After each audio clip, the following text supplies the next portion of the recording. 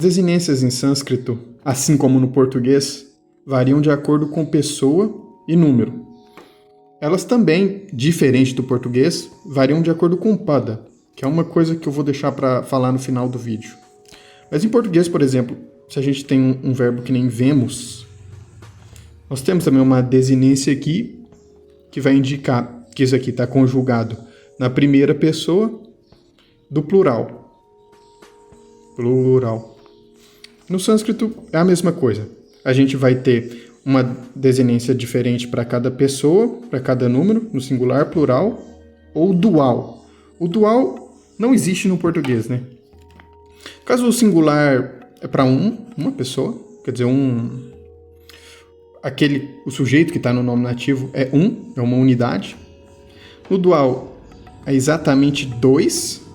E o plural, no caso do português, o plural seria dois ou mais, né? Mas aqui no caso do sânscrito tem que ser maior que dois, né? Porque o dois, especificamente dois, é pro dual. Então, aqui no caso da primeira pessoa do singular é eu, no plural é nós, e no dual seria nós dois. Então, por exemplo, a desinência de segunda pessoa do singular é si. Aí se a gente fosse pegar um tema, por exemplo, pach, que significa cozinhar, e quisesse conjugar na segunda pessoa do singular, a gente só teria que colar essa desinência aqui. E faria pachasi, cozinhas, né? Tu cozinhas. Exatamente como no português, que a gente tem o tema cozinha, adiciona aqui a desinência S para indicar a segunda pessoa do singular e forma, né? Cozinhas, tu cozinhas, pachasi. E se a gente quisesse conjugar, por exemplo, na segunda pessoa do plural, a desinência seria ta. E aí no português, a gente pega o tema, cozinha, coloca a desinência de segunda pessoa no plural, né? Aí no caso seria cozinhais. Daí no caso do sânscrito, a gente teria que pegar o pacha e colar com ta. Faria pachata. Então, eu vou primeiro completar essa tabelinha e depois explicar o que é a diferença de pada e quais são as desinências do Atmanepadam. No caso aqui agora eu estou mostrando a do Parasmaipadam. Então, as desinências do Parasmaipadam são, primeira pessoa do singular, mi. Mi. Aqui a pessoa da segunda pessoa já coloquei, né? Si. A terceira pessoa do singular é ti. Agora, da primeira pessoa do dual, né? Nós dois. Primeira pessoa do dual, nós dois. Vaha. Da segunda, né? Vocês dois. É taha. E da terceira, né? Eles dois. É taha. Aqui no plural. Da primeira pessoa do plural é maha. Maha. Seria esse mos aqui. E aqui da segunda pessoa é só o ta, seria esse S. E aqui, né, do eles ou elas, né, terceira pessoa do plural, é anti. Escrevi errado. Assim, ó. Anti, pronto. Anti ou sem essa nasal aqui no meio, simplesmente ati. O Parasmaipada e o Atmanepada são dois conjuntos diferentes de desinências numeropessoais. O Parasmaipada é aquele que eu já coloquei aqui. E agora o Atmanepada está com a tabelinha vazia que eu vou preencher, só achar a caneta aqui. Então, para a primeira pessoa do singular é I, para as classes verbais temáticas, né? e para as atemáticas. Daí a segunda é se, terceira pessoa do singular é te, para o dual é varrer, para a segunda pessoa do dual aqui tem uma diferença também de classe. Seu it para as temáticas, né?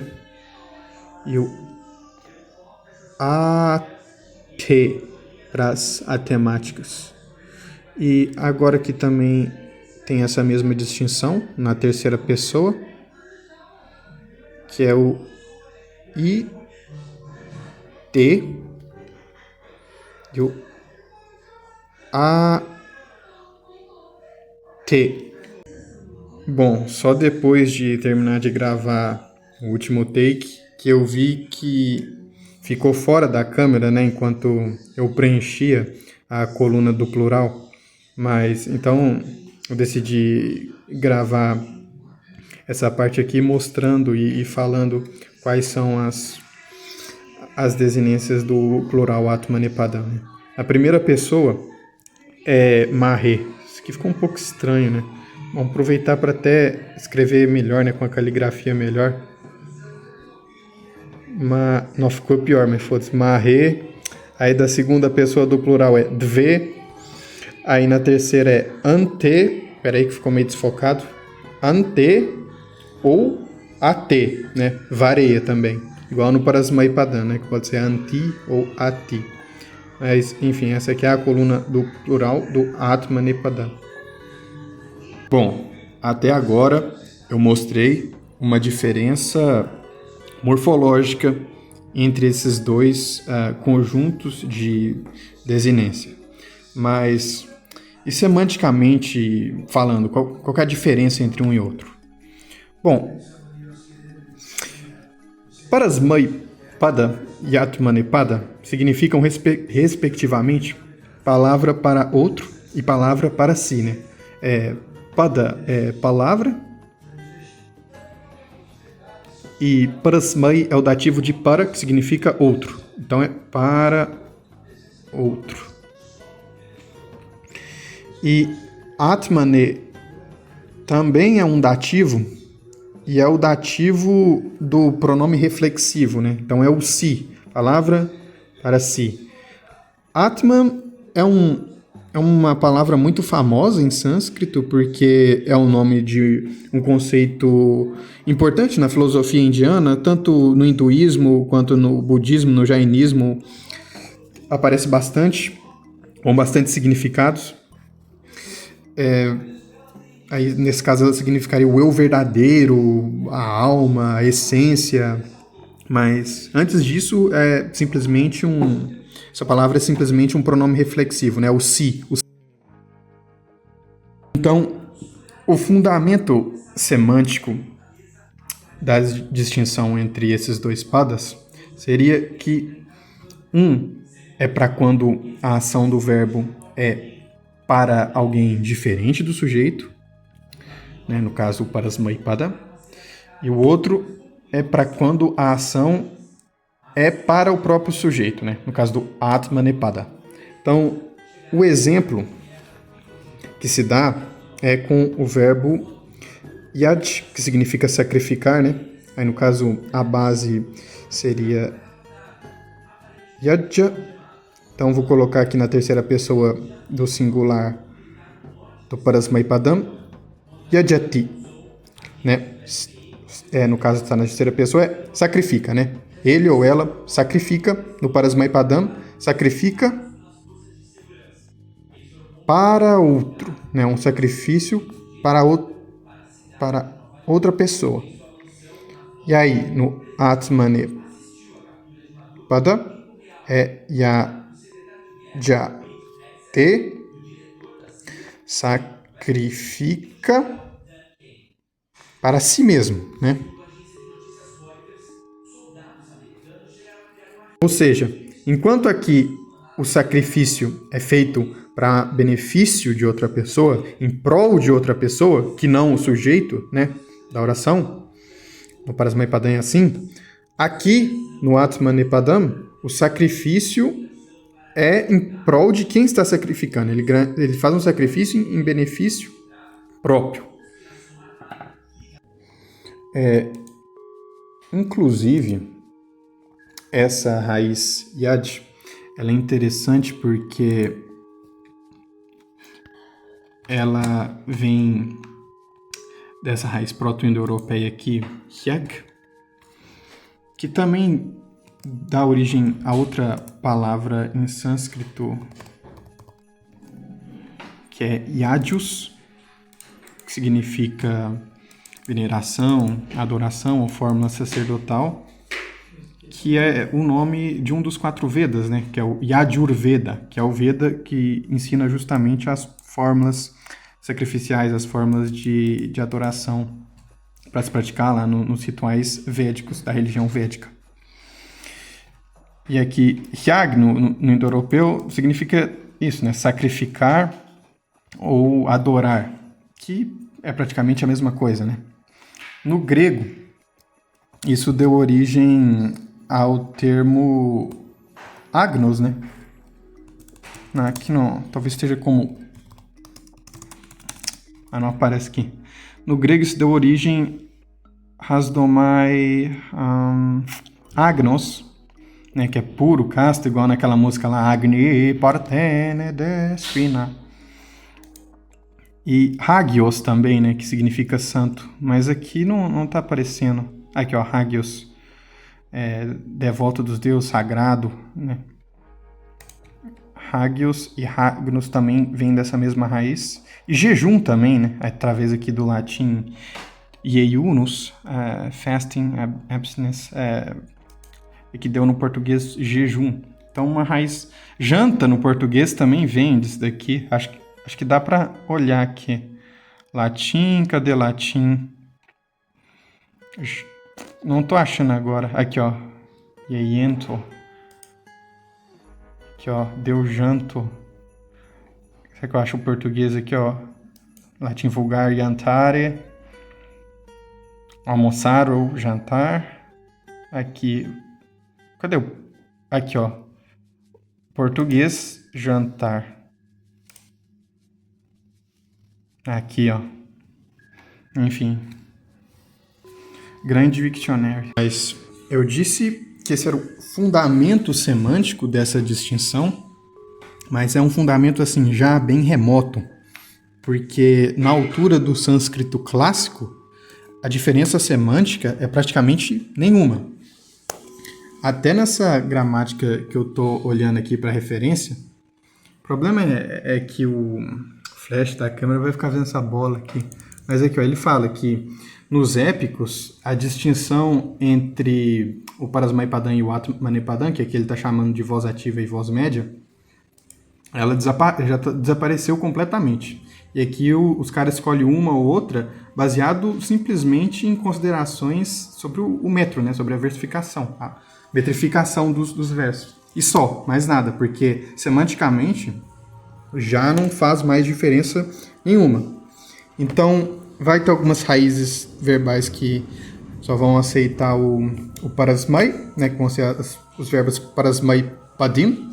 Outros que vão aceitar só o atmane, que vão ser os atmanepadim. E outros que vão aceitar tanto um quanto o outro, né, que vai ser os ubhyapadim. Ubhya significa ambos, né? Então, aqui aceita os ambos padas. E, em princípio, não existe nada na forma ou no significado do verbo que indique quais padas ele pode ou não utilizar. Então, assim, o sânscrito ele é morfologicamente destruído, confuso, né? Porque é realmente muita história por trás dessa língua. E outra coisa curiosa também, aqui ele está chamando o Parasmaipadam e o Atmanepadam de voz média e voz ativa, porque é totalmente análogo à distinção entre as desinências ativas e médio-passivas do grego, né? Inclusive, eu até deixei elas em algum lugar aqui. Aqui, ó. É que o grego tem essas aqui, ó, a middle voice, né, a voz média ou passiva. Se você for olhar o sai e o tai aqui, se você for olhar aqui no sânscrito, você substituir o é pelo ai, né, fica praticamente idêntico, né? De sé vai para sai e de te no sânscrito, tai em grego. Então, claramente tem uma origem incomum aqui. Então, aquele Luke Ranieri, daquele canal Polymathy, ele tem uma fala engraçada num vídeo dele, que é um vídeo gotcha sobre grego antigo. Lá ele fala assim que se alguém te disser que entende a voz média ou passiva, não é para você acreditar nessa pessoa, e é para você sair correndo, porque essa pessoa não tem as melhores intenções. Então, talvez eu pudesse dizer a mesma coisa sobre o Atmanepada, não sei, porque às vezes é isso, né, cara? Não tem muito o que entender, é só decorar e decorar e decorar e decorar. Assim como o grego tem desinências primárias e secundárias, o sânscrito também. Então essas desinências que eu mostrei aqui foi só as primárias. Na gramática que eu estava lendo ali, fala que também tem as secundárias e mais outras séries particulares para sistemas, para tempos verbais específicos. E é isso aí, cara. Eu não sei muito bem do que eu estou falando aqui, não. Só quis documentar o meu próprio estudo e postar no meu canal. Então não acredite em nada que eu estou falando. Se você realmente quiser estudar e ter informações confiáveis, verifique as coisas que foram ditas aqui.